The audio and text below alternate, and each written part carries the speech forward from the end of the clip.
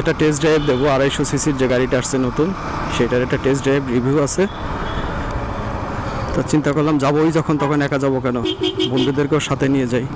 আমার নতুন যে গাড়িটা আসছে কীরকম করছে তারা জানি না। আর প্রতিটা গাড়িরই যদি কোনো গাড়ির ইয়ামাহার যে গাড়ি, আমি যেহেতু ইয়ামাহা আগে পরে চালাইছি, আমার ইয়ামাহা ফিজার ছিল, ইয়ামাহা এফজেড ছিল, ইয়ামাহা লিবারু G5 ছিল, আমি ইয়ামাহার অনেকগুলি গাড়ি চালাইছি। এক বন্ধু সেদিনকার গাড়ি কিনলো V2, না V2 গাড়িটা ভালো, খারাপ না, কিন্তু যে সে V2 পরে সেকেন্ড হ্যান্ড গাড়ি নিছে, নতুন নিতে পারেনি, বাজেটে তার হয়নি, যার কারণে সে পরবর্তীতে সেকেন্ড হ্যান্ড নিছে। আর যেহেতু সে টুকটাক আপনার সে ট্যুর করে, যা যদি ইয়ামাহার যে V2 তারপরে আপনার V3 এই গাড়িগুলি যদি একটু যদি তারা যদি রেডি পিক আপটা যদি দিত, গাড়িগুলি মার্কেটে মনে একে থাকতো। তবে এদের রেডি পিক আপ খুবই কম, বিশেষ করে ওভারটেক করতে যায় তখন হয়তো খুব ঝামেলা পড়তে হয়, তখন মানে বাইরে ওঠা যায় না। এমনি এছাড়া মনে করেন আদার সাইডে ভালো, খারাপ না। সাইডে দিলেন কেন, আসলে ওইটার জন্য না, আমি মূলত আমি এক এক সময় এক একটা ব্র্যান্ড চালাই, যেটা যখন পাই আমি যেটা যখন সুবিধা পাই, কমে পাই, সেটা আমি কিনি। আর যেহেতু আমার নতুন গাড়ি কেনার মতন ওইভাবে অ্যাবিলিটি আমার নাই, আমি সবসময়ের জন্য একটু কম দামের মধ্যে একটু সস্তা গাড়ি খুঁজি, যে কম দামের মধ্যে কী গাড়ি পাওয়া যায়। যেমন আমি যে ব্র্যান্ডেড চালাচ্ছি সুজুকি, এই গাড়িটা আমি আমার এক বন্ধু বলতে পারেন, ছোটো ভাই বলতে পারেন, তার কাছ থেকে আমি নিছি অনেক কমে। আর এই কমে সাধারণত গাড়ি ইয়ামাহা আমাকে জীবনও দেবে না। ইয়ামাহার একটা MT-50 কিনতে গেলেও আপনার নর্মাল সেকেন্ড হ্যান্ড কিনতে গেলে 3 লাখ টাকা, তা ওটা আমার দ্বারা সম্ভব না, 3 লাখ টাকা দেওয়া সম্ভব না। যার কারণে আমি কম বাজেটের মধ্যে যা পাইছি তাই নিছি।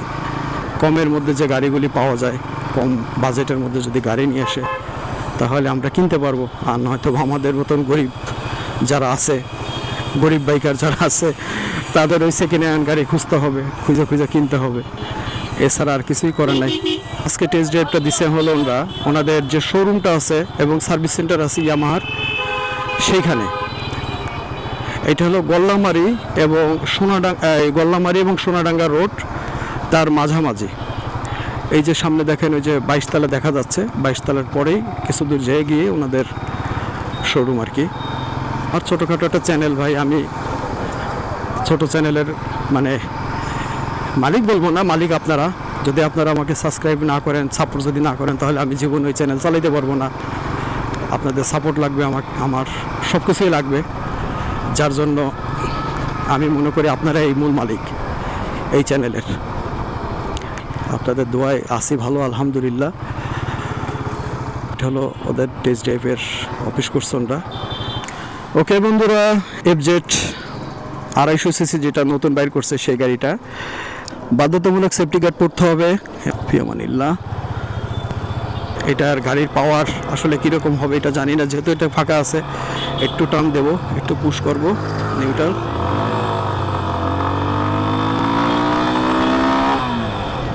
আড়াইশো সিসি হিসাবে পাওয়ার আর একটু দরকার ছিল। 250 সিসি হিসাবে পাওয়ারটা একটু কম হয়ে গেছে আমার কাছে মনে হচ্ছে। যাই হোক, তবে ভাই বৈশাখ খুব কমফোর্ট। আপনি লং ড্রাইভে যদি যান, লং ড্রাইভে আপনি নিঃসন্দেহে নিয়ে যেতে পারেন, নিঃসন্দেহে কমফোর্ট দেবে ইয়ামাহার গাড়ি। আর সবসময়ের জন্য আমি চাই, যারা ইয়ামাহা আবার আছেন, আমরা সবাই চাই যে একটু দামটা যদি রিজনেবল দামের মধ্যে যদি রাখে, তাহলে আমাদের জন্য খুবই ভালো হয়। কিন্তু যেহেতু এখানে দেখেন একটা জিনিস মিসিং আমি পাইছি শুরুতেই, যেহেতু এটা 250 সিসির গাড়ি, এটা উচিত ছিল অন্তত গিয়ার ইন্ডিকেটর এবং মিটারটা আপডেট মিটার দেওয়ার জন্য। এটা আমার কাছে খুবই খারাপ লাগছে, ওয়ার্ড লাগছে, এটা আমার কাছে ভালো লাগেনি। আর হরেন তো আসলে যে কোনো গাড়িরই হরেন থাকে খুবই কম, হরেন আপনাকে কিনে নিতে হবে। এই ভাই, তুমি মাঝখানটা চালাচ্ছ কেন ভাই? গিয়ার ইন্ডিকেটর পজিশন যেহেতু নাই, যার কারণে এটা আসলে ওইভাবে বোঝা যাচ্ছে না যে কয় নম্বর গিয়ারে চলতেছে। গিয়ার আপনাকে মাইপে চালাইতে হবে। তবে আমি আমার কাছে অনুরোধ করব যে তারা যেন গিয়ার ইন্ডিকেটর মিটার দেয় এবং মিটারটা যেন চেঞ্জ করে দেয়। বিশেষ করে গাড়ির 250 সিসি যে পাওয়ার, সেই পাওয়ারটা যেন তারা ফুললি দেওয়ার চেষ্টা করে। তাহলে যারা একটু রেডি পিক আপ চায় তাদের জন্য ভালো হবে, যারা একটু ট্যুর পাগল তারা নিঃসন্দেহে গাড়িটা পছন্দ করবে। যেহেতু আমি সুজুকি চালাই, তারপরে আমি দেখেন আমি কিন্তু আমার অনেক গাড়ি চালাইছি, যেটা বলছি। আমি লাস্ট চালাইছি আপনার V2, আমি লাস্ট ওইটা চালাইছি V2 না, সরি V1। এফজেডের প্রথম যে মডেলটা ছিল সেই মডেলটা আমি এফজেডে চালাইছি। এবং তারপর থেকে আমি আর ইয়ামাহার গাড়ি চালানোর সুযোগ হয়নি। RX বিক্রি করার পরে আমি ইয়ামাহার FZ-টা চালাইছি, FZ-1 যেটা ছিল প্রথম আমলের যে FZ ছিল সেটা চালাইছি। আর এই গাড়িটার সব কিছুই মোটামুটি আমার কাছে, বিশেষ করে সিটিং পজিশন, হ্যান্ডেল পজিশন, এগুলি ইয়ামাহা সবসময়ের জন্য ভালো করে।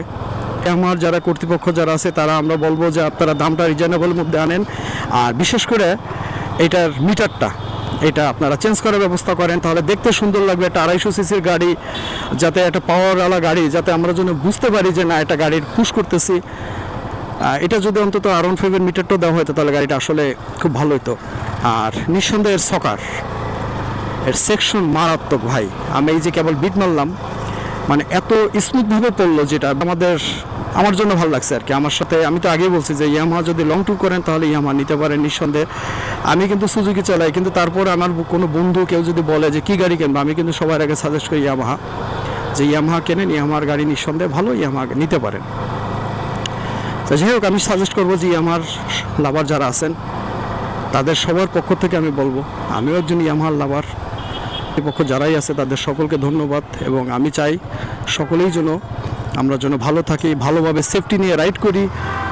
আর ইয়ামাহা গাড়ি বলতে না, যে কোনো গাড়ি বলতে আমরা সেফটি নিয়ে জন্য রাইড করি। বিশেষ করে হেলমেট, খুলনাবাসী ওই যে দুজন যাচ্ছে হেলমেট নাই, হেলমেট ছাড়া কোনো গাড়ি চালাবেন না। এটা বাইকারদের কাছে আমার বিশেষভাবে অনুরোধ, দেখেন যে একটা দামি গাড়ি কিনছে R15, অথচ তার মাথায় হেলমেট নাই। এটা আসলে একটা লজ্জাজনক, দুঃখজনক, এবং আমি মনে করি এটা অপমানজনক। আপনারা যেই গাড়ি চালাবেন সবাই সেফটি ফার্স্ট, সেফটি ব্যবহার করবেন। আর সবসময়ের জন্য মনে রাখবেন একটা জিনিস, আপনারা সেফটি ছাড়া কোনো গাড়ি ব্যবহার করবেন না। দেখেন আমি যখন এইখানে গাড়ি চালাই, আমার নিজের সেফটি আছে, তারপরে তারা কিন্তু আমাকে সেফটি বাইন্ধে দিছে, বলছে না ভাই সেফটি ফার্স্ট। এটা আমার কাছে খুব ভালো লাগছে, আমাকে ধন্যবাদ। যে ভাই আমাকে সেফটি বাঁধার জন্য হেল্প করছে তাকেও ধন্যবাদ। দেখেন এইটা আসলে কত নম্বর গিয়ারে চালাচ্ছে এটা বোঝা যাচ্ছে না। এইটা গিয়ার ইন্ডিকেটার থাকবে এবং মিটারটা চেঞ্জ হবে। এটা যদি চেঞ্জ করে গাড়িটা লুক অন্যরকম হয়ে যাবে, অন্য পর্যায়ে চলে যাবে গাড়িটা। আর আমি চাই যে ইয়ামাহার কাছে অনুরোধ করব, মিটারটা চেঞ্জ করেন, আপনারা একটু ভালো মানের মিটার লাগান। এবং গিয়ার ইন্ডিকেটার যেগুলি এখন অনেক আধুনিক গাড়ি এসে গেছে, যেগুলি গিয়ার ইন্ডিকেটার দিচ্ছে, ব্লুটুথ এক্স কানেক্ট দিচ্ছে, তারা অনেক কিছু চেঞ্জ করে দিচ্ছে। অতএব আপনারা অন্তত মার্কেটের ব্যাপারে শুধু সেলসম্যানদের উপরে চাপ না দিয়ে আপনারা নিজের একটু চেষ্টা করেন আপডেট হওয়ার জন্য। আর আপনারা নর্মাল গাড়ি সাইয়ে যদি মনে করেন সেলসম্যানদের উপরে যদি চাপ দেন তাহলে এটা আসলে খুব খারাপ। 2 নম্বর গিয়ার, 3 নম্বর গিয়ার, 4 নম্বর গিয়ার, 4 নম্বর গিয়ার, 5 নম্বর গিয়ার। গিয়ার কয়টা দিচ্ছে সেটা একটু দেখে নিই, 5টা গিয়ার। আচ্ছা, এইখানে ইঞ্জিনের ব্যাপারে আমার একটা অবজেকশন আছে। ইঞ্জিনের ব্যাপারে অন্তত, যেহেতু 250 সিসির গাড়ি, অন্তত 6টা গিয়ার ব্যবহার করতে পারতেন। যাই হোক, এটা আসলে ইয়ামাহা কোম্পানি ভালো জানবে, তারা যেহেতু তাদের সেফটির, তাদের ইঞ্জিনের ব্যাপারটা আমরা আসলে এইভাবে বলতে পারবো না। তারা যারা দিল 6টা গিয়ার দিলে ভালো হইতো অবশ্য, মানে আমার মতে 6টা গিয়ার দিলে ভালো হইতো।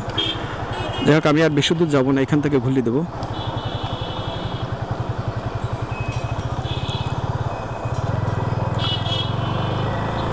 এখান থেকে আমি একটা পুশ করবো।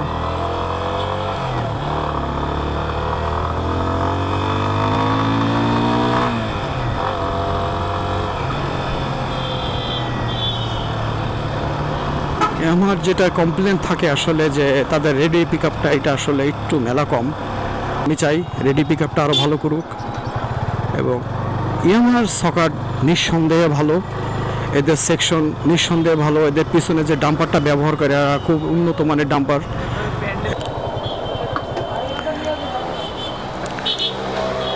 কাট অফ সুইচ ব্যবহার করছে, এই একটা জিনিস ভালো। যাই হোক ভাই, ওকে, ধন্যবাদ ইয়ামাহা টেস্ট ড্রাইভ দেওয়ার জন্য।